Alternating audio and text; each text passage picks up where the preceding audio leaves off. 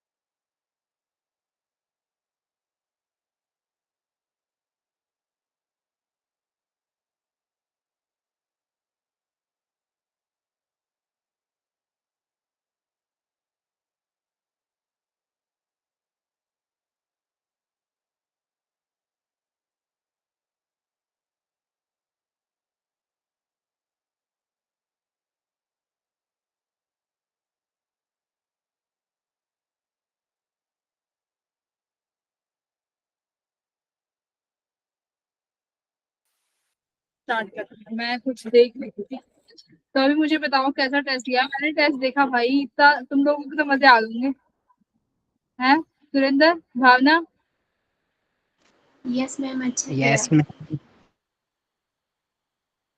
Ma'am, easy था इस बार। Easy था ना? कितना स्कोर किया?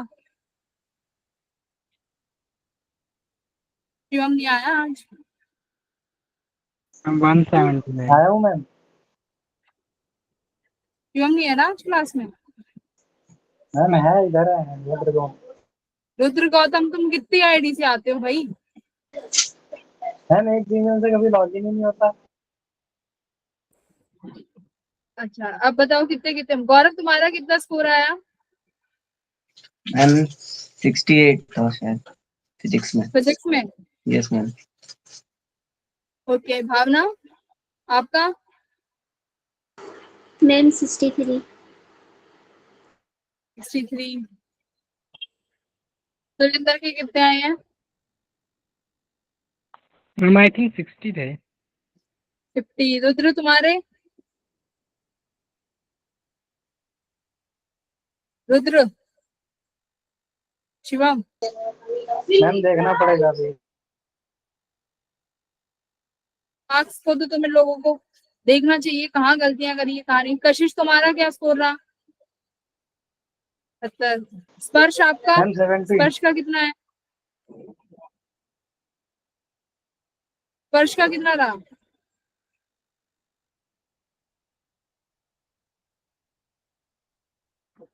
70। भाई, ये 200 में से बता रहे हो ना मुझे? 200 में से है ना 70? 200। 25 मार्क्स, 25 क्वेश्चन थे ना? और 4 मार्क्स का एक होता है। 25, 24 4 तक कितने हो गए?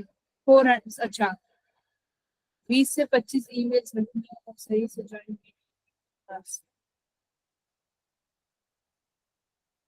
तो 100 आउट ऑफ है ना तुम्हारे? 100 आउट ऑफ 70 और लाइक दिस।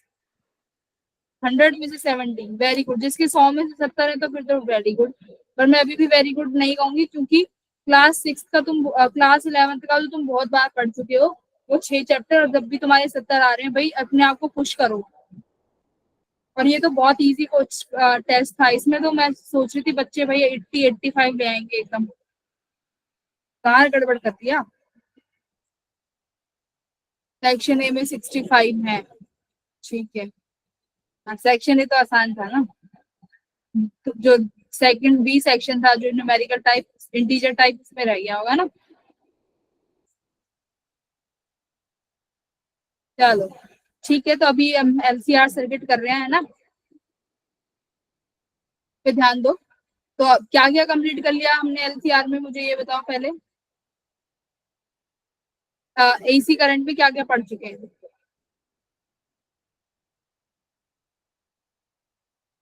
आज की क्लास को एकदम ध्यान से दिमाग लगा के एकदम फोकस होके करना, तभी समझ में आएगा, वरना सब ऊपर से चला जाएगा। मैं बता रही हूँ, लास्ट में कहोगे मैम क्या ही पढ़ा दिया पता नहीं।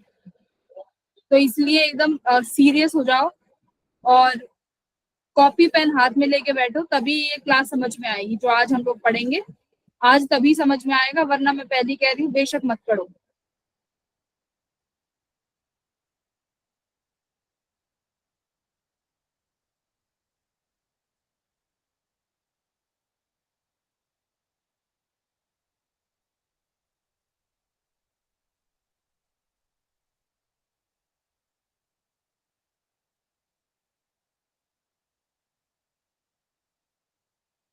एलसीआर, एलसीआर सर्किट तुम्हारे जो सिलेबस में है सिर्फ सीरीज वाला है, ठीक है।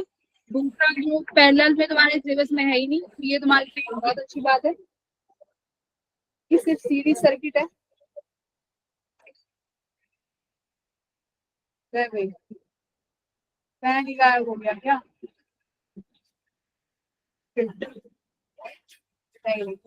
Thank God.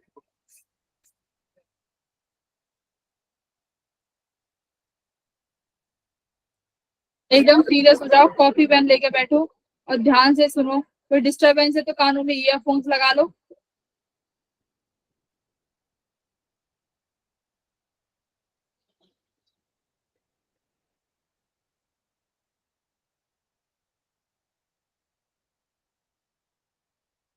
ये सर्किट कैसा रहेगा सीरीज में?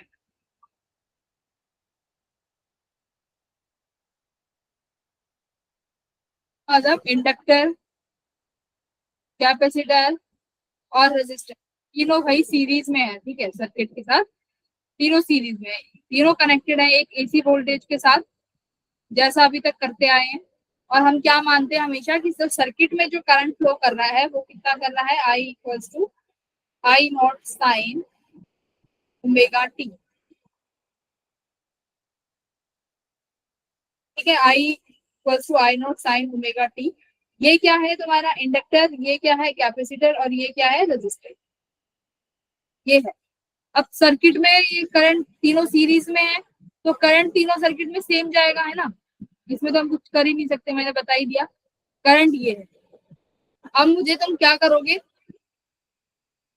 तीनों इंडिविजुअल एलिमेंट्स में मुझे ये बताओ कि करंट इसमें वोल्टेज कितना रहेगा। मान लो इंडक्टर के पास मैक्सिमम वोल्टेज मैं बोलती हूँ वी नॉट एल है, इसके पास maximum voltage V naught C है, इसके पास maximum voltage V naught R है। तो अभी मेरे को ये बताइए, हाँ, कि इंडक्टर के पास क्या वोल्टेज आने वाली है, बोलो वी नॉट एल, बोलो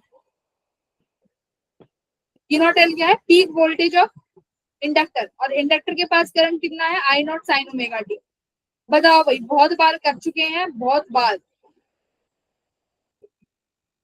कितना लिखूं?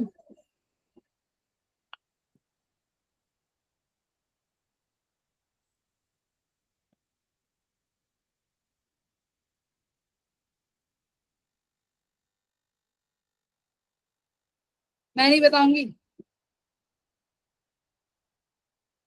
वोल्टेज अक्रॉस इंडक्टर टाइम के में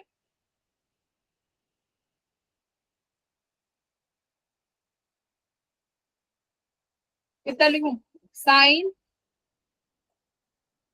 फेस, बताओ क्या लिखूं,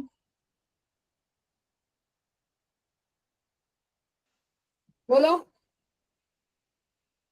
इंडक्टर में कौन लीड करता है, इंडक्टर में कौन लीड करता है, इंडक्टर में वोल्टेज लीड करती है। वोल्टेज तो कितने से लीड करती है, 5/2। तो इसमें क्या 5/2। तो करंट, करंट के पास कितना फेज है, साइन ओमेगा टी। अब इंडक्टर के पास अगर मुझे वोल्टेज लिखनी है तो क्या लिखूंगी, omega T plus pi by two. Capacitor में बताओ, अगर मुझे कैपेसिटर का वोल्टेज लिखना है टाइम के साथ तो क्या लिखेंगे, maximum voltage V naught C sine omega t, क्या लिखें,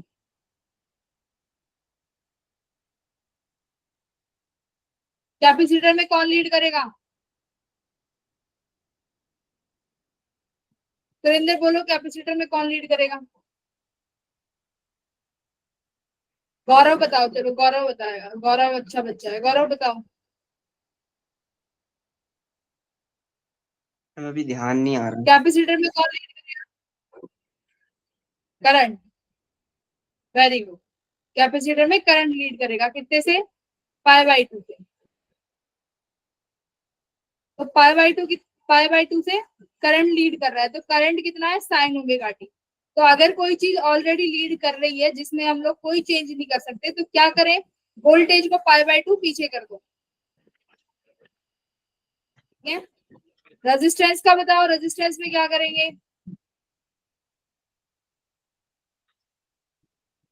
वी नॉट आर अगर मैक्सिमम है तो साइन, वोल्टेज में बताओ, रेजिस्टेंस में क्या होता है, फेज डिफरेंस वी और आई के बीच में जीरो, नो फेज। तो करंट के पास जो फेज है साइन ओमेगा टी, वही रेजिस्टेंस के पास रहेगा, साइन ओमेगा टी।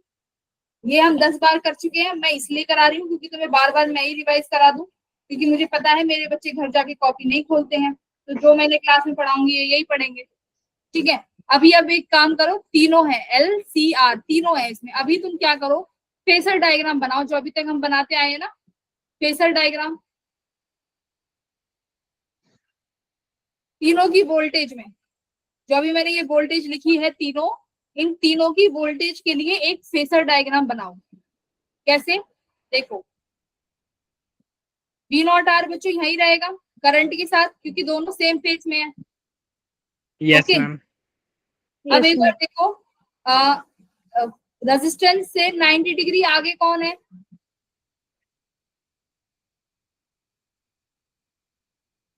रेजिस्टेंस से कौन आगे है, inductor. Very good, inductor. Inductor 90 degree आगे है, तो 90 डिग्री आगे कैसे बनाते हैं, ऐसे कि इंडक्टर जो है ये 90 डिग्री आगे है और कैपेसिटर 90 डिग्री बच्चों पीछे है, पीछे है। वी नॉट सी। तो इस तरीके का कुछ फेसर डायग्राम आया है वोल्टेज के बीच में। ओके, अभी फेसर डायग्राम हम करंट उसमें भी बनाते थे ना रेजिस्टेंस के लिए, तो रेजिस्टेंस के लिए कैसे बनाएंगे, उसके लिए कैसे बनाएंगे इम्पीडेंस, और उसके लिए ये क्या होगा तुम्हारा रेजिस्टेंस आर, ये इंडक्टर है तो यहाँ पे क्या आ जाएगा एक्स एल, ये कैपेसिटर है तो यहाँ पे हम क्या लगाएंगे एक्स सी। बोलो यही बनाते थे,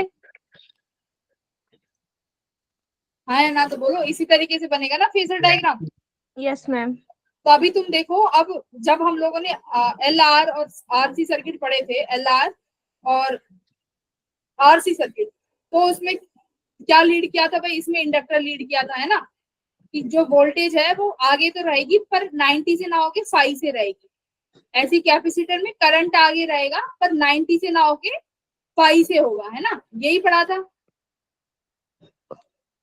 लीड कौन कर रहा था एल आर सर्किट में, इंडक्टर, और आरसी सर्किट में कैपेसिटर।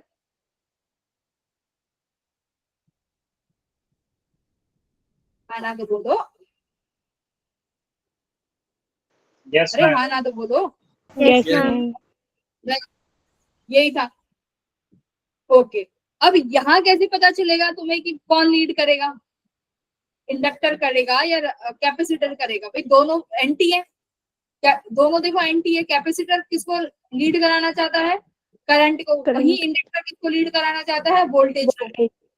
तो अब लीड कौन करे, कैसे पता चलेगा कि भाई कौन लीड करेगा, तो देखो जिसके पास ज्यादा, एल के पास क्या होता है भाई इंडक्टिव कैपेसिटेंस एक्सएल, सी के बाद क्या होता है कैपेसिटिव इंडक्टर, यानी इन दोनों में से जिसके पास ये वैल्यू ज्यादा होगी वही क्या करेगा, लीड करेगा।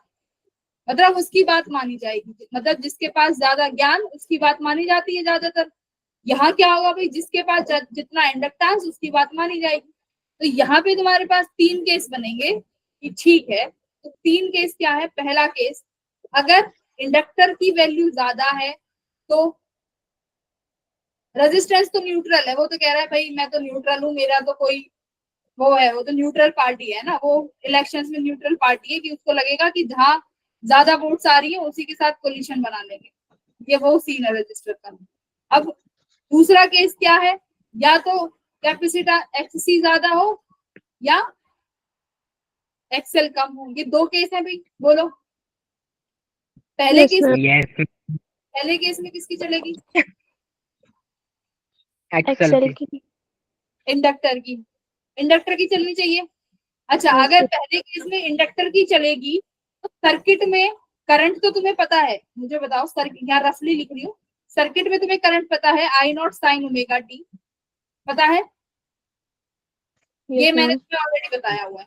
अगर इंडक्टर की चलेगी तो जो सर्किट की जो वोल्टेज निकालते हैं, मान लो ये वी नॉट की मान लेती, तो उसमें फेज डिफरेंस में बच्चों क्या आएगा? इंडक्टर प्लस चलेगी, सर्किट का करंट तो ये है, तो सर्किट की वोल्टेज क्या आएगी? ओमेगा टी से क्या होना चाहिए? +5 कम होनी. Inductor Minus 5. में करती है तो वेरी गुड, +5। पाई अभी तुम्हें पता नहीं, वो हम बताएंगे, अभी रुको। जितना तुम्हें मैंने बताया उतना बताओ। ओके, सेकंड केस में किसकी चलनी चाहिए? कैपेसिटर की। तो करंट की वैल्यू ये है तो कैपेसिटर की चलेगी, तो सर्किट की जो वोल्टेज आनी चाहिए वो क्या आनी चाहिए कैपेसिटर के केस में? बोलो।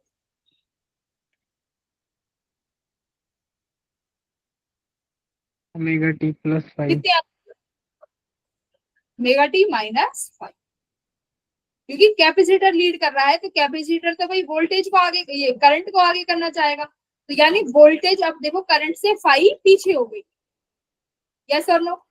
कैपेसिटर के केस में, यस। ये इंडक्टर के केस में। इतना समझ में आया? अभी मैंने तुम्हें मोटा मोटा बताया, इसकी डेरिवेशन है जो अभी तक करते आए हो, करो या मत करो, तुम्हें ये चीज याद रखनी है, एट द एंड तुम्हें ये याद रखना है। ओके, उस केस में हम फाई निकालते थे, फाई क्या होता था? औरों के केस में हम फाई निकालते थे, मान लो ये रेजिस्टेंस है, ये एक्सएल है, तो ये एक्सएल है, मतलब एल आर सर्किट की अगर मैं बात करूं तो मैं रिमाइंड कराऊं, तो आर और ये एक्सएल, इसमें कहीं यहाँ पे आता था तुम्हारा जेड इम्पीडेंस, इन दोनों का रिजल्टेंट देता था, है ना? Yes, ma'am. यही फाई था। तो 10 फाई तुम क्या निकालते थे? XL upon R, XL R. ये निकालते थे ऐसे करके। अब यहाँ पे तुम्हारे पास भाई दो चीजें हैं, एक्सएल, एक्सपी और रेजिस्टेंस, अब तीन चीजें हैं, तो अब कैसे तो इम्पीडेंस निकालो, क्योंकि भाई इम्पीडेंस भी जरूरी है, जेड, है ना? तो अब ये चीजें हैं, ये देखोगे कैसे कैसे निकालेंगे, बहुत आसान है। अगर तुमने ये टैकल कर लिया वो भी कर लोगे। अब तुम ही ठीक है, फेजर डायग्राम दोबारा बना R XL XC naught R B naught C, ये है। अब तीन केसेस है, तो केस 1 डिस्कस करें पहले, कि मान लो इंडक्टर ज्यादा है कैपेसिटर से, कैपेसिटेंस से। ओके, अब एक बार इंडक्टर कैपेसिटेंस की जो वोल्टेज है, नहीं जो ये है रेजिस्टेंस है, ये देखो एक दूसरे से कितने डिग्री फेस में है, कितने एक दूसरे के साथ कितना डिग्री का एंगल बना रहे हैं? 180 180. डिग्री का। अगर एक्स में क्यों, अब देखो क्या है, ये मैग्नीट्यूड में है यहाँ पे, ये एक्सएल है, ये एक्सी है। अगर एक्सएल ज्यादा है, सपोज करो एक्सएल 8 ओम है, एक्सी तुम्हारा आया 3 ओम, तो इन दोनों का नेट रिजल्टेंट बच्चों कितना आएगा मैग्नीट्यूड में? ऊपर की तरफ 5। Yes, ma'am. ये तो भाई क्योंकि अपोजिट है, तो अपोजिट क्या करेंगे? सेम क्वांटिटी है भाई, दोनों क्या है? रेजिस्टेंस है, सेम क्वांटिटी अपोजिट डायरेक्शन, तो क्या हो जाएंगे? एक दूसरे को कैंसिल करेंगे कि नहीं करेंगे? बोलो। करेंगे. ना करेंगे ना बिल्कुल, क्योंकि दोनों रेजिस्टेंस है, सेम क्वांटिटी है, तो बिल्कुल करेंगे। तो केस 1 में देखो, ये ग्राफ जो है ये किस तरीके से बन जाएगा कि जो नेट रिजल्टेंट है वो एक्सएल माइनस एक्ससी आएगा, जो कि एक्सएल ज्यादा है तो हमेशा ऊपर ही आएगा। और ये तुम्हारा रेजिस्टेंस, इसे बेचारे को लेना देना नहीं, न्यूट्रल पार्टी चुपचाप ऐड हो जाएगी। बोलो, इतना समझ आया? Yes ma'am. Yes ma'am. क्योंकि ज्यादा था तो नेट कहाँ आना चाहिए, ऊपर की तरफ, तो ऊपर आ गया। यही तुम्हारा क्या है, अब तक पढ़ते आए हैं, इम्पीडेंस। यही अब तक तुम्हें क्या देता आया है, इम्पीडेंस। तो यहाँ पे 10/5 बच्चों क्या आया, XL upon R. XL minus XC. ऊपर जो टर्म आई है ये दोनों का क्या आया है, रिजल्टेंट। दोनों को माइनस किया है, एक्सएल माइनस एक्सी, जब जाके तुम्हें मिला है ये ऊपर वाली वैल्यू। तो ठीक है, फाई निकाल लिया। और क्या चाहिए होता है, इम्पीडेंस, जेड। जेड कैसे निकालेंगे,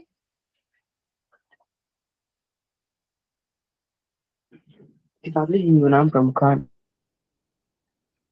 इम्पीडेंस देखो कैसे निकालेंगे। इम्पीडेंस क्या होता है, इन दोनों का रिजल्टेंट, यानी under root R square plus, vector addition करते हैं ना भाई, R square plus B, A square plus B square, वही। तो बी तुम्हारे पास कितना है, एक्सएल माइनस एक्सी, तो इसको क्या लिखो, एक्सएल माइनस एक्सी का होल स्क्वायर। यस और नो, यस मैम। इम्पीडेंस भी आ गया और तुम्हारे पास फाइव भी आ गया, और तो कुछ चाहिए नहीं। तो मैक्सिमम वी नॉट कितना आ जाएगा, आई नॉट कितना आ जाएगा, बाय जेड। जेड क्या है, इम्पीडेंस। Okay, yes ma'am. हाँ, तो अभी तक यही है। अब दूसरा केस दूसरा केस, पहला केस यही है, बस इतना ही है और कुछ नहीं। फेसर डायग्राम मैंने बनाया है केस सेकंड में, पहले तुम मुझे फेस डायग्राम बना के दिखाओ। Case second phasor diagram. Case second क्या है, एक्ससी ज्यादा है एक्सएल के कंपैरिजन में।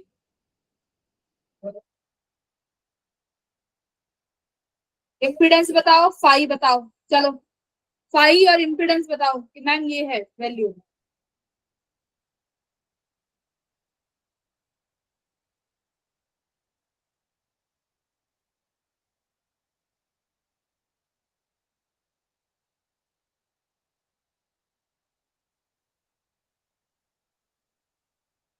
एक्सी एक्सएल बताओ भाई।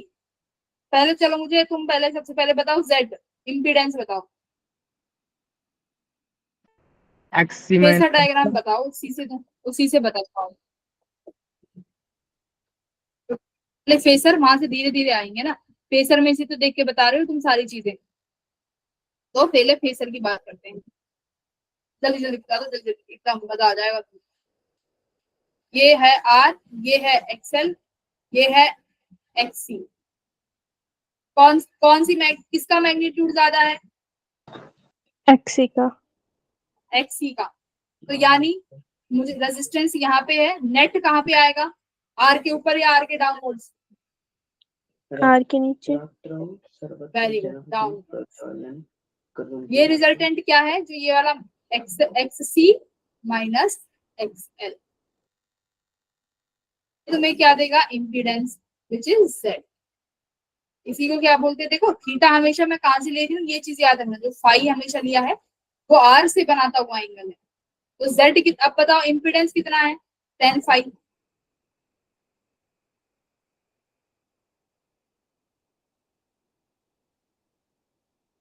सुरेंद्र बोलो, बोल रहे थे तुम।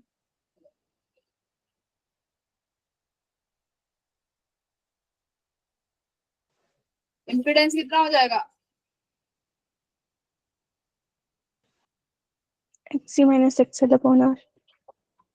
इतना क्या सोचना हो कि तुम्हें रट जाना चाहिए। इम्पीडेंस बता दो, Z.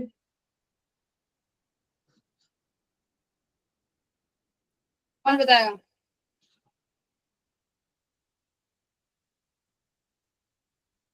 Are square plus XC minus XL का XC minus XL का होल वेरी कितना आसान है ना। अच्छा केस सेकंड में V नॉट की वैल्यू बता दो आपको। सर्किट की वोल्टेज है ये, सर्किट की वोल्टेज टाइम के साथ कैसे चेंज होगी। आई नॉट जेड, आई नॉट दिया हुआ है, जेड तुमने कैलकुलेट कर लिया।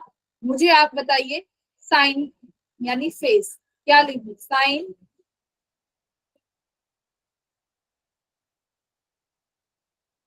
कैपेसिटर लीड कर रहा है तो यानी ये हो जाएगा -5।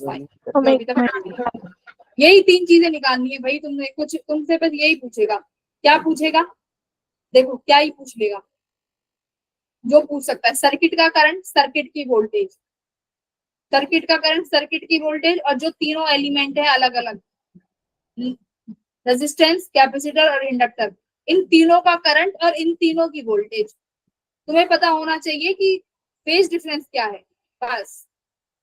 और जो ये तीनों एलिमेंट है ना अलग अलग, जिनका फेज डिफरेंस तुम कहीं से भी निकाल सकते हो। करंट के साथ कर लोगे तो इजी हो जाएगा। सर्किट का जो करंट है उसके साथ इन तीनों एलिमेंट को देखो, ठीक है, तो इजी हो जाएगा। बाकी तो बस मेथड पता होना चाहिए, रटने वाली तो कोई बात ही नहीं। तीनों चीज निकाल ली, कुछ नहीं बचा। केस तीसरा भी हो सकता है क्या कुछ बच्चों, कैन भी है क्या हमारे पास कोई तीसरा केस भी है। XL is equal to XC. भाई ये भी तो हो सकता है कि बराबर हो जाए, यस मैम कि बराबर हो जाए। जब बराबर हो जाएंगे तो मुझे अब तुम बताओ कि इम्पीडेंस क्या होने वाला है बच्चों। 0.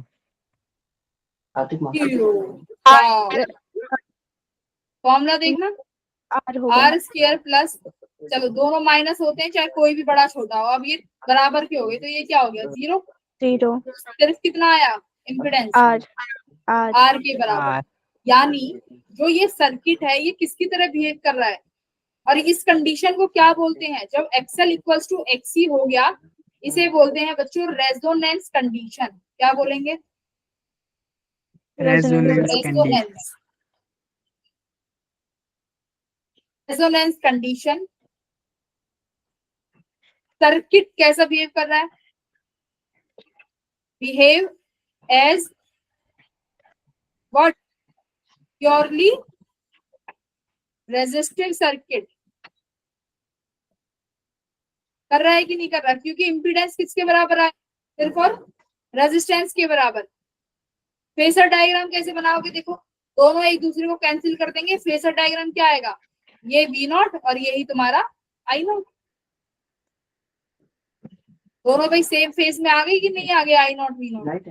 यस मैम तो यही तुम्हारा क्या है, रेजोनेंस। अच्छा अब मुझे ये बताओ, जो तुमने ये इम्पीडेंस की वैल्यू निकाली है R, ये जो इम्पीडेंस है ये मैक्सिमम वैल्यू है सर्किट के रेजिस्टेंस की या मिनिमम।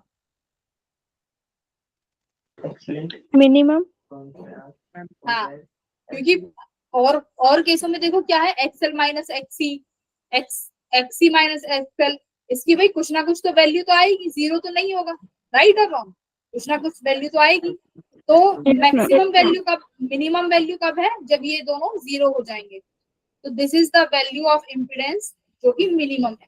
तो यहाँ लिखो इन रेजोनेंस कंडीशन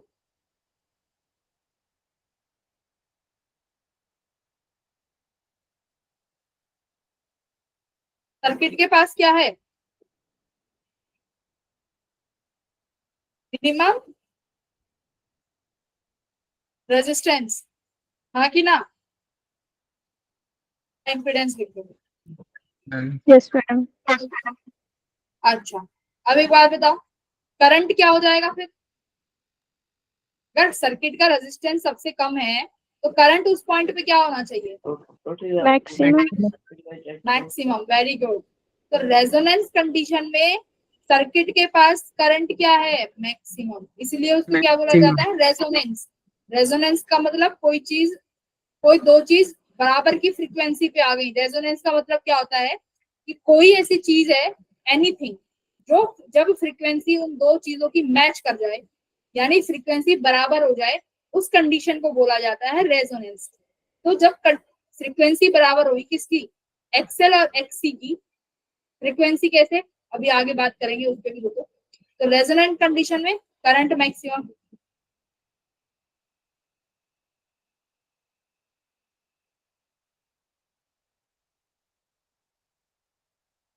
डन।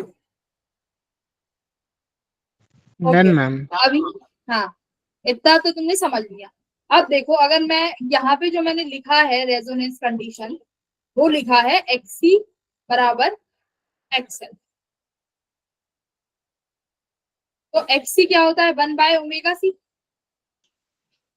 और एक्सएल क्या होता है बच्चों, 1/ओमेगा एल।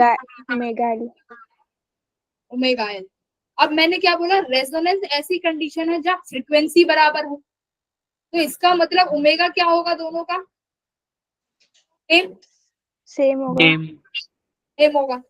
ओके तो अभी एक काम करो, ओमेगा को वहां ले जाओ, यहाँ क्या आ गया 1/LC, ओमेगा को वहां ले गए तो क्या आ गया, ओमेगा नॉट स्क्वायर। स्क्वायर। तो यहाँ से कितना आया, 1/√। LC. LC. Very good, very good. तो ओमेगा की जगह आप क्या लिख सकते हो, 2 पाई फ्रीक्वेंसी। ये F0 वो फ्रीक्वेंसी है जहां पे तुम्हें क्या मिलेगा, रेजोनेंस, सर्किट का रेजोनेंस मिल जाएगा। अब ये रेजोनेंस क्या चीज है मैम, रेजोनेंस का मतलब है कि उस टाइम पर सर्किट में मैक्सिमम करंट होगा, वही है तुम्हारा रेजोनेंस। कि जब ये फ्रीक्वेंसी होगी सर्किट की, this is the frequency of the circuit, then you will have the maximum value of current. यही है तुम्हारा रेजोनेंस, जो इतना अभी तक चिल्लाते आए हो कि मैम रेजोनेंस क्या है, यही है रेजोनेंस। ठीक है, तो रेजोनेंस फ्रीक्वेंसी पूछी जाए तो ये फॉर्मूला यूज करोगे। ओके ठीक है, यस मैम। और क्या पूछेंगे, ओके अच्छा अब एक चीज मुझे बताओ, फ्रीक्वेंसी और करंट में कुछ बात करते हैं। फ्रीक्वेंसी और करंट की अगर मैं बात करूं तो आप मेरे को ये बताइए कि अगर मैं फ्रीक्वेंसी को बढ़ाऊं, मतलब फ्रीक्वेंसी मैक्सिमम है, ठीक है, तो मुझे आप बताइए इम्पीडेंस पे क्या फर्क पड़ेगा, इम्पीडेंस मैक्सिमम है या मिनिमम है। इम्पीडेंस का फॉर्मूला भी लिख देती हूँ तुम्हारे उसके लिए, रेफरेंस के लिए।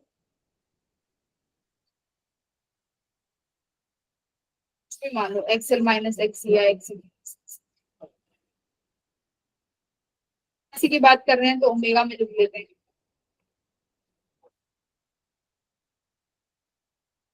बताओ फ्रीक्वेंसी मैक्सिमम है, इम्पीडेंस क्या होगा,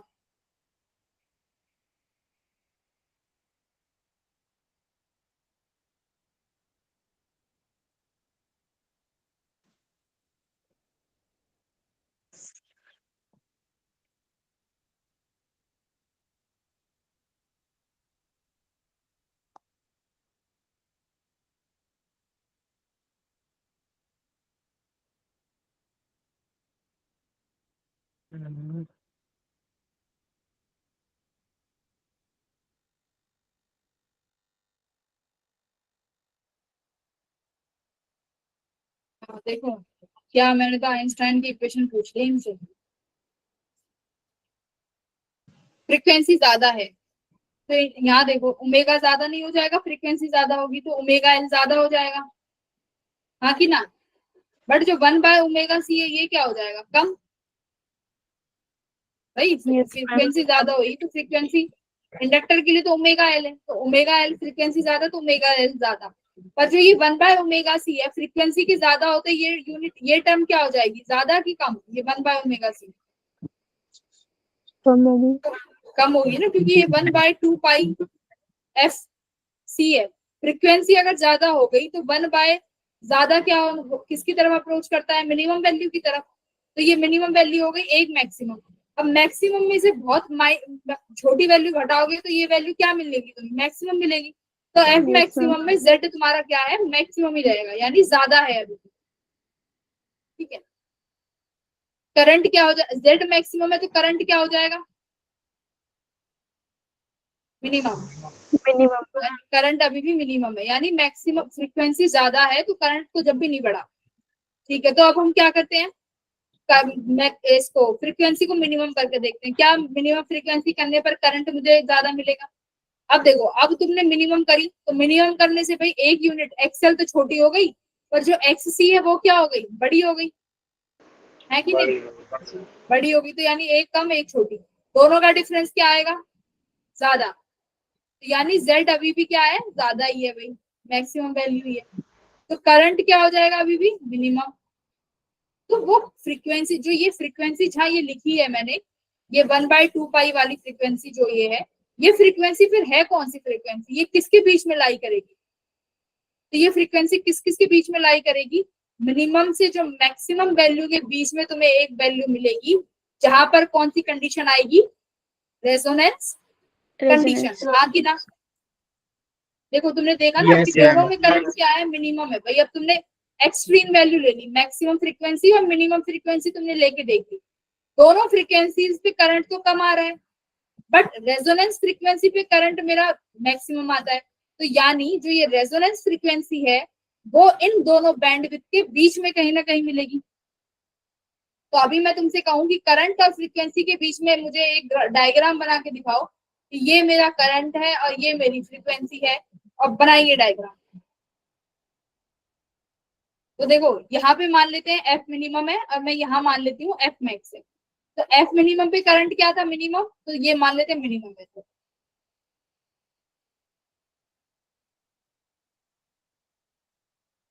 ठीक है, और ये भी क्या है एफ मैक्सिमम पे भी करंट क्या था, मिनिमम, तो ये मिनिमम मान लिया, और इन दोनों के बीच में कहीं पे क्या मिलेगा बच्चों, पीक मिलेगा, राइट, टेढ़ा पीक नहीं मिलेगा, यस ये टेढ़ा पीक हो गया,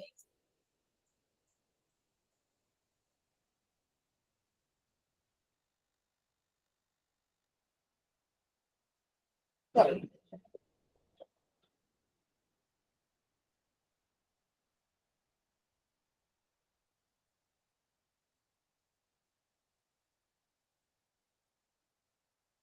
ये ग्राफ नहीं बन रहा है,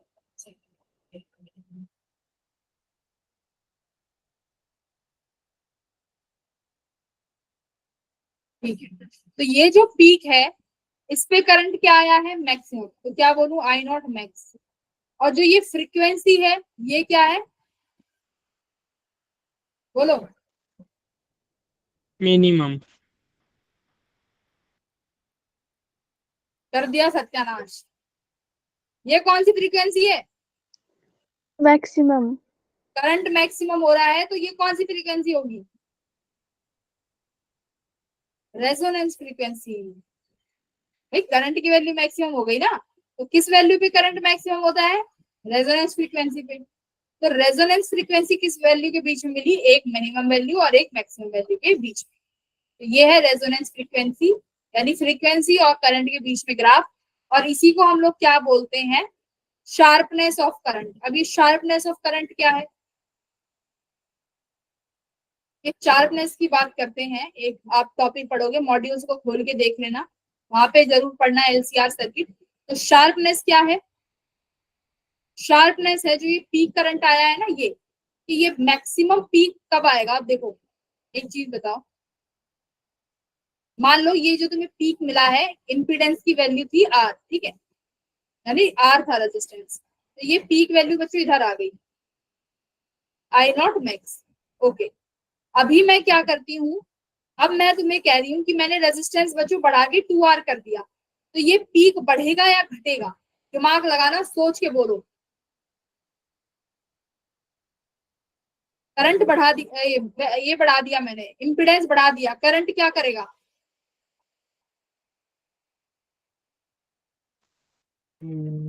है करंट बढ़ाने पे, ये इम्पीडेंस बढ़ाने पे करंट क्या करेगा, ज्यादा होएगा कि कम होएगा, नहीं हटेगा, कम होगा। हटेगा, हटेगा, वेरी गुड, क्योंकि भाई तुम रेजिस्टेंस बढ़ा रहे हो तो करंट कैसे ज्यादा हो सकता है, नहीं होगा, रेजिस्टेंस का मतलब क्या है, करंट को अपोज करना, तो होएगा ही नहीं, तो इसका मतलब जब आप रेजिस्टेंस बढ़ा देंगे तो ये जो शार्पनेस है ये क्या हो जाएगी, कम हो कम जाएगी, हो जाएगी।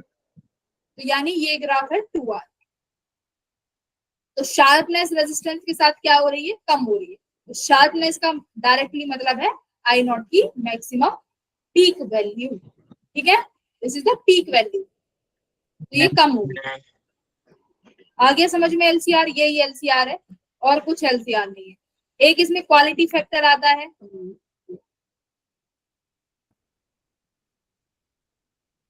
ये तुम्हारा होमवर्क है कि कल मुझे तुम क्वालिटी फैक्टर बताओगे कि मैम क्वालिटी फैक्टर क्या होता है।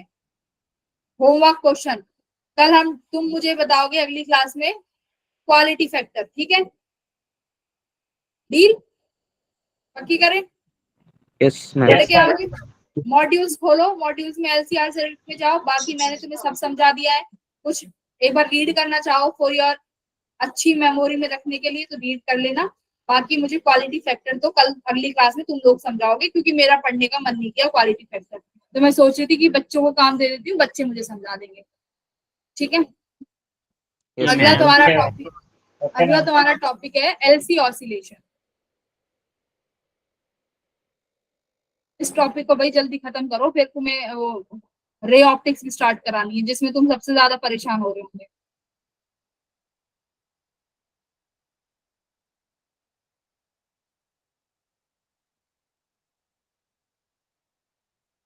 एलसी ऑसिलेशंस,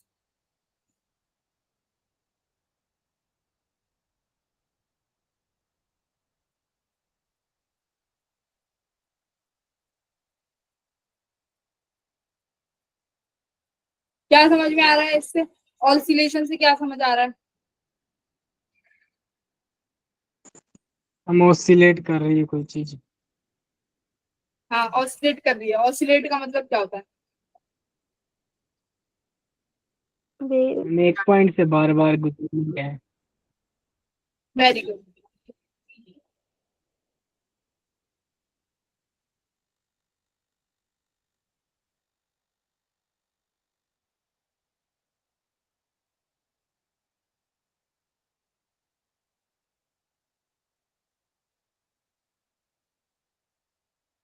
ऑसिलेशन का सही एकदम मतलब बताया कि कोई चीज बार बार क्या कर रही है, ऑसिलेट हो रही है एक ही पॉइंट। तो ऑसिलेट का मतलब बार बार उसी पॉइंट से एक वैल्यू मैक्सिमम फिर एक वैल्यू मिनिमम, यानी उसी पॉइंट पे बार बार रोटेट कर रही है, यानी तो वही तुम्हारा एलसी ऑसिलेशन, एकदम सही बताया। तो ये टॉपिक थोड़ा ध्यान से समझना, इसमें बहुत सारे डायग्राम्स हैं।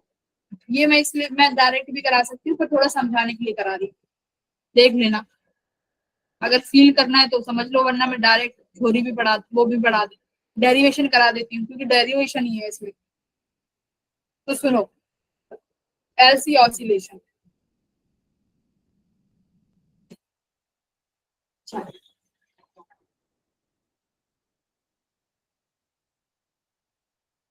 Charge and energy in, charge and energy. चलो ये तुम अभी रहने दो एक बार, एक सेकेंड।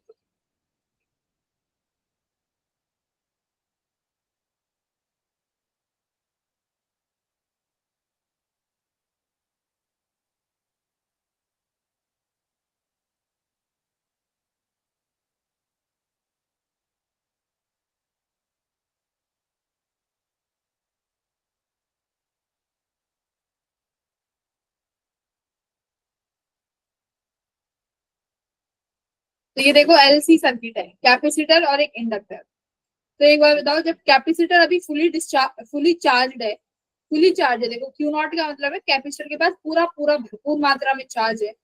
तो कैपेसिटर के पास पूरा चार्ज है, तो कैपेसिटर क्या करता है, करंट करंट फ्लो करेगा सर्किट में। बोलो, सर्किट में करंट फ्लो करेगा, yes ma'am. Yes, ma'am. Current flow करेगा, ओके। अब जैसे ही सर्किट में धीरे धीरे करंट फ्लो होगा, कैपेसिटर के पास जो चार्ज है ये बढ़ेंगे कि घटेंगे? हम घटेंगे। हाँ, क्योंकि कैपेसिटर धीरे धीरे क्या स्टार्ट हो जाएगा, डिस्चार्ज होना, राइट। तो कैपेसिटर धीरे धीरे डिस्चार्ज हो रहा है, तो मान लो यहाँ कितना चार्ज आ गया, Q not, sorry Q not तो मैक्सिमम था, तो धीरे धीरे चार्ज अभी कम हो रहा है, तो यहाँ मान लेते हैं सिर्फ चार्ज आया है Q.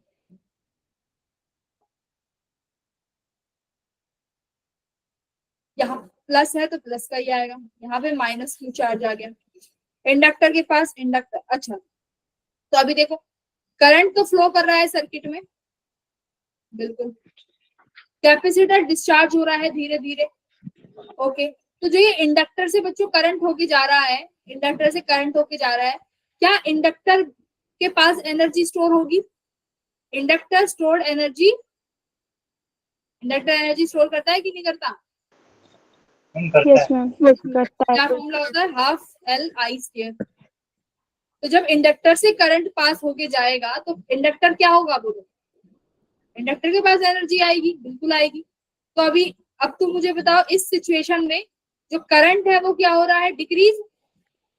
Yes ma'am okay sorry, charge जो है वो डिक्रीज हो रहा है, चार्ज Q नॉट से Q हो गया, ओके। अब एक बार मुझे करंट की बात भी बताओ कि करंट का क्या, करंट क्या हो रहा है, आई का क्या सीन चल रहा है? आई कम हो रहा है कि ज्यादा हो रहा है सर्किट में? अच्छा अब ये एक बार दोबारा अपने उसमें आ जाओ। अगर मैं यहाँ एक रेजिस्टेंस लगा देती हूँ और इस रेजिस्टेंस को एक बैटरी से कनेक्ट कर दिया, 5 वोल्ट की बैटरी है और 1 ओम का रेजिस्टेंस है। अब इस सर्किट में मुझे बताओ जब करंट आई निकलेगा वो एक बार में मैक्सिमम निकलेगा कि धीरे धीरे मैक्सिमम होगा? सिंपल जो करंट इलेक्ट्रिसिटी में पढ़ा है, मैक्सिमम करंट होगा कि ये धीरे धीरे बढ़ेगा? मैक्सिमम कितना होगा? आई कितना है इसमें? V बाय आर, V कितना है? 5, रेजिस्टेंस कितना है? 1। तो यानी ये 5 एम्पियर का जो करंट आया है ये धीरे धीरे 5 एम्पियर होगा या इंस्टेंटली 5 हो जाएगा? सवाल ये है इस सर्किट में बात धीरे धीरे। धीरे धीरे होगा। करंट इलेक्ट्रिसिटी में किसी ने पढ़ाया है कि धीरे धीरे 5 जाएगा? ना मैम, VI का ग्राफ कैसा आता है? मैम नहीं नहीं नहीं, हाँ इंस्टेंटली हो जाएगा। तो इंस्टेंटली करंट तुम्हारा क्या पहुंच जाता है? मैक्सिमम, है ना? पर यहाँ कौन से भाई साहब है? इंडक्टर भाई साहब। इंडक्टर क्या कहता है बोलो? इंडक्टर का काम पढ़ाया था ना EMI में, तो इंडक्टर क्या कहते हैं?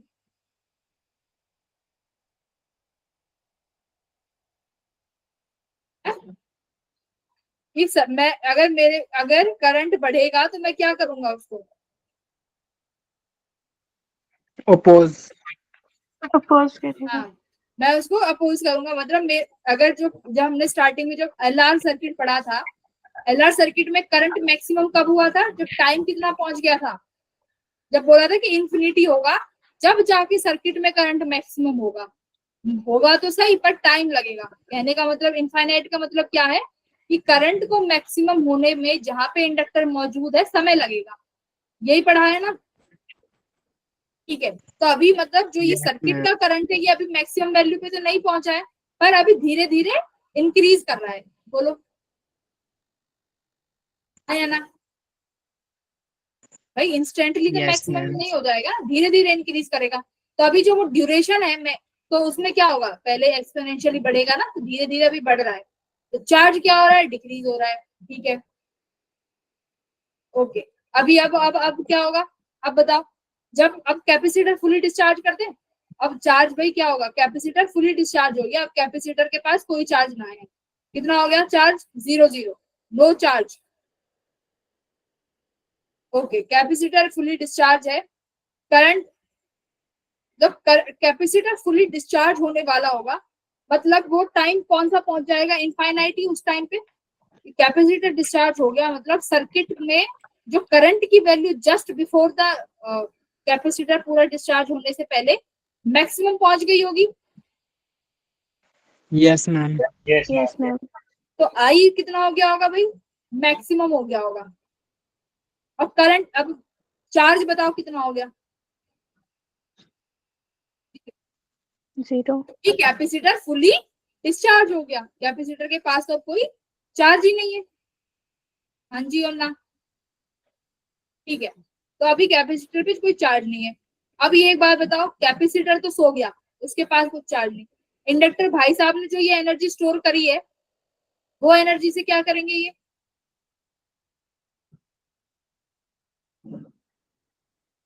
बोलिए। कैपेसिटर भाई साहब ने एनर्जी स्टोर कर ली, ये क्या करेंगे, ये कहेंगे अब तुम्हारे पास चार्ज नहीं है तो कोई बात नहीं, पर मेरे पास क्या है, एनर्जी, जो तुमने जब चार्ज ट्रांसफर किया था उस टाइमिंग पे मैंने स्टोर कर ली थी। ठीक है, तो ये क्या कहेगा, करंट तो भाई चलता रहेगा, करंट तो नहीं रोकेंगे, करंट तो अभी भी चल रहा है, यानी ये आई तो अभी भी फ्लोइंग। तो पर अब इस प्लेट के पास तो जीरो चार्ज है। अब तुम यहां से, अब देखो करंट फ्लो करने का मतलब क्या है कि ये जो प्लस चार्ज था ये कैपेसिटर की दूसरी प्लेट पे जाके स्टोर हो रहा है, तभी तो ये जीरो हो गया।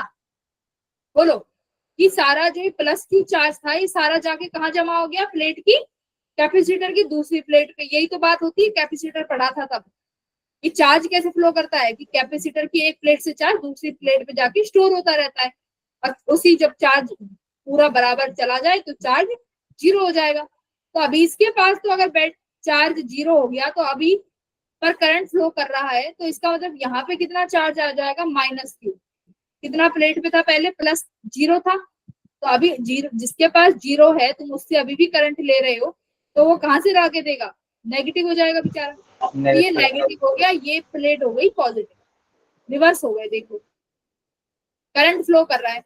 अब मुझे बताओ इस केस में जो करंट है वो अब, चलो करंट नहीं पहले चार्ज बताओ, चार्ज अब जीरो से कुछ बढ़ा तो चार्ज में क्या लिखूं, इसमें डिक्रीजिंग लिखूं कि इंक्रीजिंग लिखूं,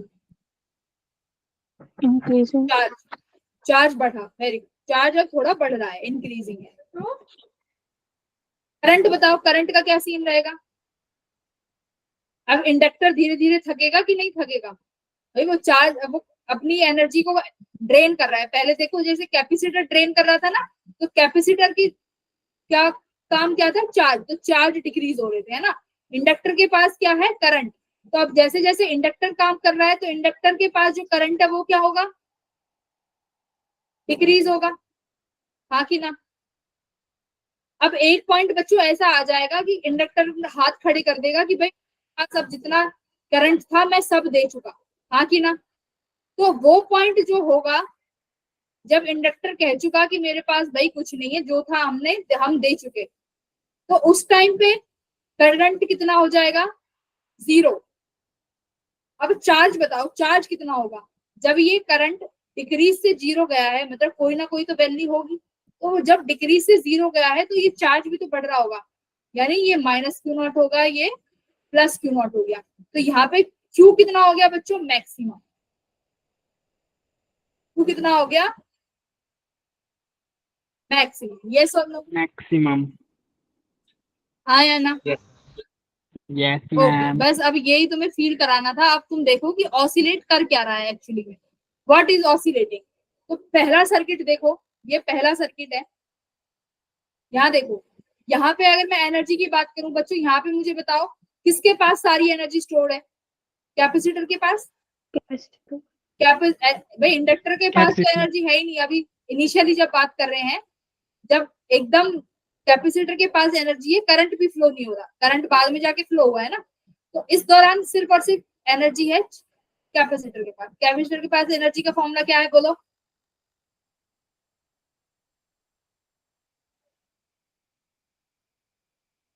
और क्या होता है कैपेसिटर की एनर्जी का फॉर्मूला, बोलो, सारे तीन फॉर्मूले बताए थे मैंने, मुझे याद है, बोलो बोलो। और क्या होता है, 1/2 CV स्क्वायर और 1/2 QV, भूल गए, भूल गए मैम, है ना, हुआ कर दिया सब। ये होता है कैपेसिटर की एनर्जी। तो यहाँ पे सिर्फ हम चार्ज को डील कर रहे हैं, तो सिर्फ चार्ज और कैपेसिटर के लिए रखेंगे। तो एनर्जी कितना है यहाँ पे, चार्ज Q नॉट यानी maximum divided by 2C। Inductor के पास एनर्जी कितनी है, जीरो। zero, अब सेकंड केस में आओ, यहाँ पे चार्ज Q नॉट से कितना हो गया, Q, Q। और करंट भी अब देखो जीरो से कितना हुआ, इंक्रीज हुआ थोड़ा, है ना। तो यहाँ पे इंडक्टर के पास एनर्जी कितनी हो जाएगी, 1/2 L। अच्छा, जब करंट को मैंने मैक्सिमम दिखाया ना, तो इस करंट को I नॉट बोलते हैं, जहाँ पे करंट मैक्सिमम हुआ है, ठीक है बस। तो हाफ L I स्क्वायर, हाँ, इसके पास कितनी एनर्जी है, क्यू स्क्वायर बाई 2c। अब यहाँ पे कैपेसिटर के पास कितनी एनर्जी है,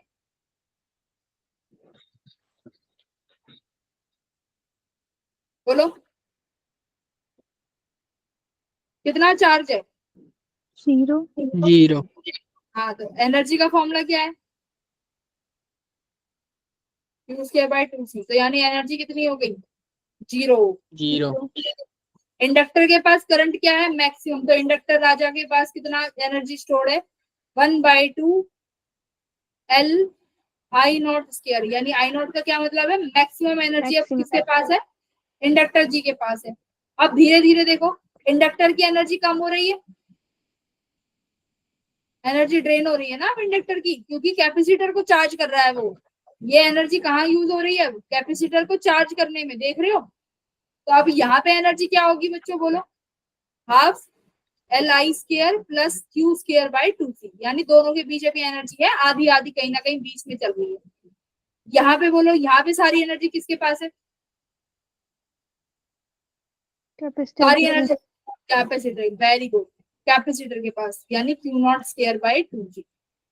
इंडक्टर के पास तो 0 हो गई। तो अब तुम खुद देखो, पहले कैपेसिटर के पास मैक्सिमम एनर्जी थी, थर्ड पॉइंट पे आके कैपेसिटर के पास एनर्जी कितनी हो गई, 0। पहले इंडक्टर के पास कितनी एनर्जी थी, 0। अब यहाँ पे इंडक्टर के पास एनर्जी कितनी हो गई, मैक्सिमम। तो ये ऑसिलेशन जो है बच्चों, किस चीज का ऑसिलेशन है, एनर्जी का। एनर्जी कूद रही है एक पॉइंट से दूसरे पॉइंट, पहले कैपेसिटर में इलेक्ट्रिक फील्ड के लिए, अभी दूसरा इंडक्टर में मैग्नेटिक फील्ड में। तो energy is oscillating between capacitor and inductor, yes और no. Yes, ma'am. Very good, Yes. Okay, ठीक है। चार्ज एक बार देखो, क्या चार्ज में भी कुछ फर्क आ रहा है, चार्ज और करंट भी ऑसिलेट कर रहे हैं।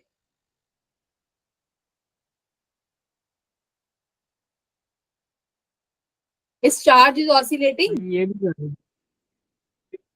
Yes, yes ma'am. चार्ज भी तो ऑसिलेट कर रहा है भाई। पहले प्लस क्यू था, पहले प्लस क्यू नॉट यानी मैक्सिमम, फिर प्लस क्यू, फिर 0 पहुंच गया, फिर 0 से देखो माइनस में चला गया। अगर प्लेट, पहली प्लेट देखो, दो प्लेट है ना, तो पहली वाली प्लेट देखो, लेफ्ट साइड वाली, पहले पहले कितना चार्ज है, देख के तो बोल दो, पहले कितना चार्ज है। ये देखो, ये प्लेट, पहली प्लेट, ये ए जो है, इसे देखो कितना चार्ज है पहले, Plus Q naught. फिर कितना हो गया, प्लस क्यू नॉट. फिर कितना हो गया, प्लस क्यू. हाँ, फिर 0. कितना हो गया, 0 से कितना हो गया, minus Q. Minus Minus Q से Q. फिर कितना हो गया, माइनस क्यू। Q naught. तो चार्ज भी क्यू देखो, नॉट.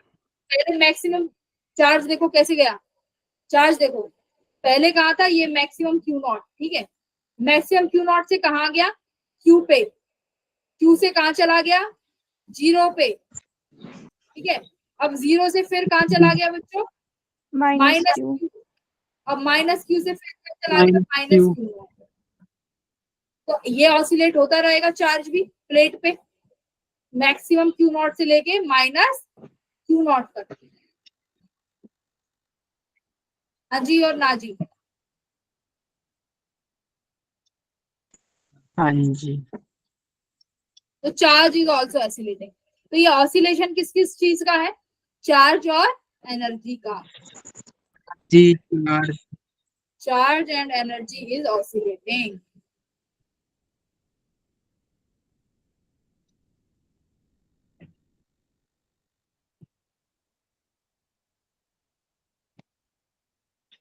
ओके, तो अब है इसका एक, चलो वो भी देख ही लेते हैं। मैथमेटिकली फॉर्मूला भी है, एक मैथमेटिकल फॉर्मूला देख, चलो केवीएल लगाओ इसमें, अभी टेस्ट दे के आए हो, केवीएल लगाओ।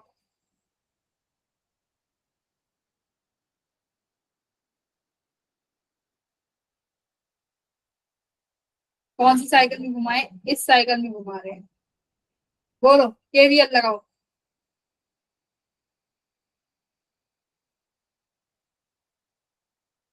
प्लस से नेगेटिव इंडक्टर में,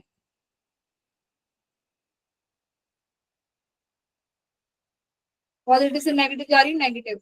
कैपेसिटर में कहा जाऊंगी, नेगेटिव से पॉजिटिव, तो पॉजिटिव का कितना वोल्टेज है यहाँ पे,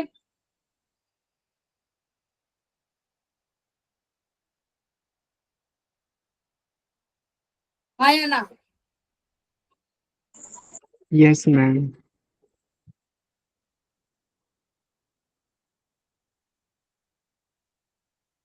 आई को क्यू की फॉर्म में लिखो, क्योंकि ऑसिलेट क्या कर रहा था, charge.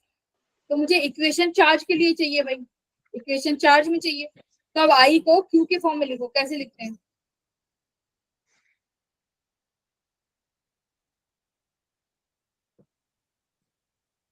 D Q by D T.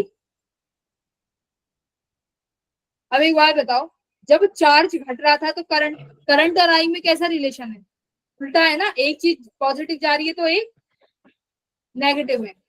देख लो, क्यू जहां जहां तुम्हें चार्ज डिक्रीजिंग दिखेगा वहां वहां तुम्हें आई इंक्रीजिंग दिखेगा,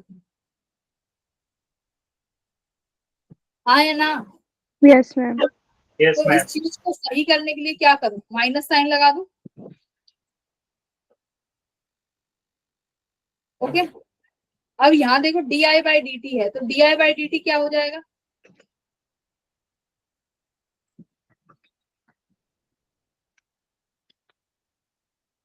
हाँ रख दूं इक्वेशन,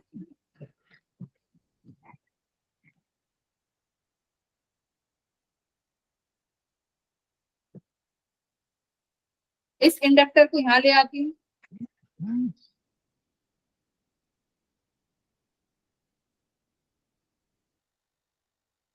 बोलो किसकी इक्वेशन बन गई है, क्या एसएचएम में कुछ इस तरीके की इक्वेशन आती है, इस एसएचएम इक्वेशन क्या होती है,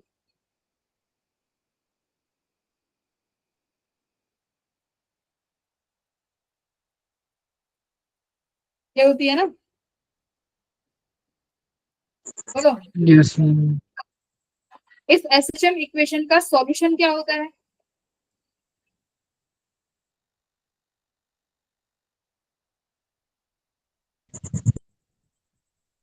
याद नहीं है। क्या होता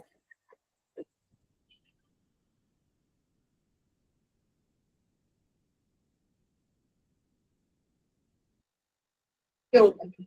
तो अभी यहाँ पे एक्स था, यहाँ पे क्या है, चार्ज।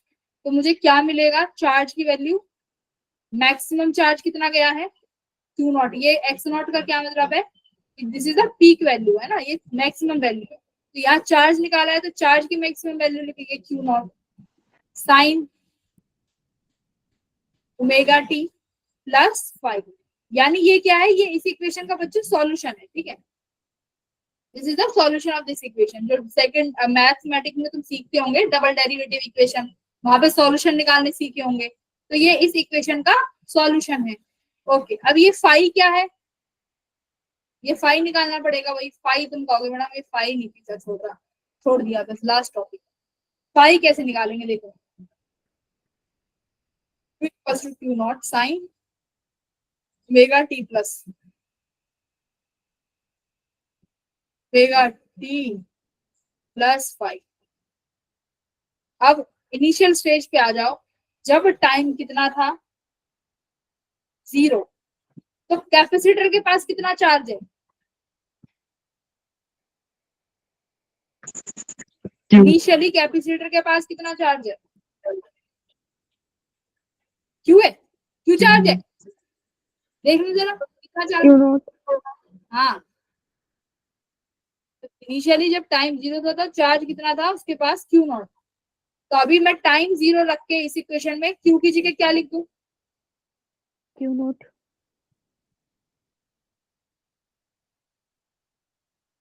दिक्कत कोई, टी को 0 कर दिया तो ओमेगा टी हट गया, तो क्या आया साइन 5। इस क्यू को क्या लिख दिया, क्यू नॉट, हाँ जी या ना जी। तो साइन 5 कितना आ गया, 1। फेज डिफरेंस कितना आ गया, 90 डिग्री। बोलो। 90 degree. तो बस यही है तुम्हारा एलसी ऑसिलेशन। अब कल अगली क्लास में कर लेंगे न्यूमेरिकल्स। बाकी तुम अभी तक जो पढ़ाया है वो देख लो। If you have any problem then ask मी।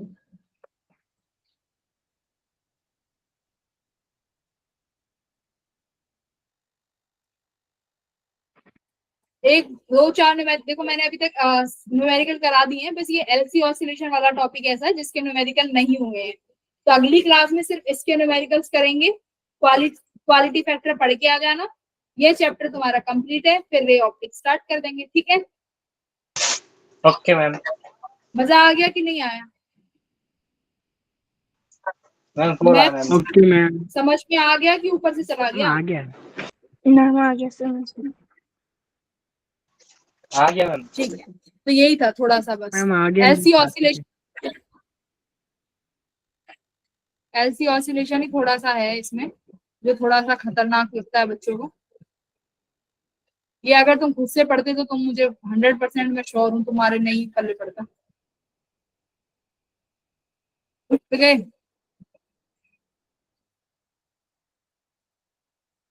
तो इसकी तो नींद गायब होगी। ठीक है, रे ऑप्टिक्स में तुम्हारी नींदें उड़ जाएंगी। रे ऑप्टिक्स में आना, ठीक है? रे ऑप्टिक्स के लिए पर ये है कि तुम भी मेहनत करो अपने आप से, थोड़ा सा अपने आप को और पुश करो। शिवम अब आया। शिवम तुमने फिर आईडी चेंज कर ली? ये रुद्र गौतम और शिवम। मैम बाहर हो गया था। अरे राम, शिवम तुम्हारे पास कितनी आइडिया हैं? गैंगस्टर हो रखे हो चार। पूरा। 100 आइडिया बना, क्या करते हो इतनी आइडिया से?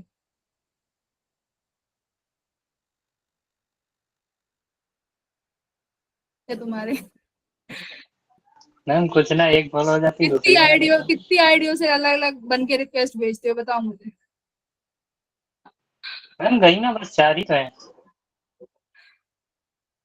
चार? ये कह रहा है मैम 4 ही तो हैं। देख रही हो लड़कियों, 4 आइडिया कह रहे हैं मैम, बस 4 ही तो हैं।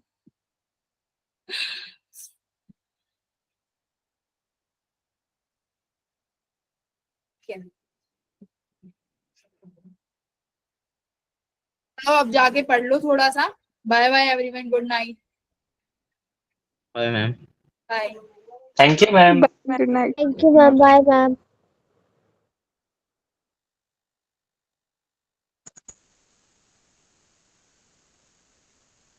Bye ma'am. Bye bye bye.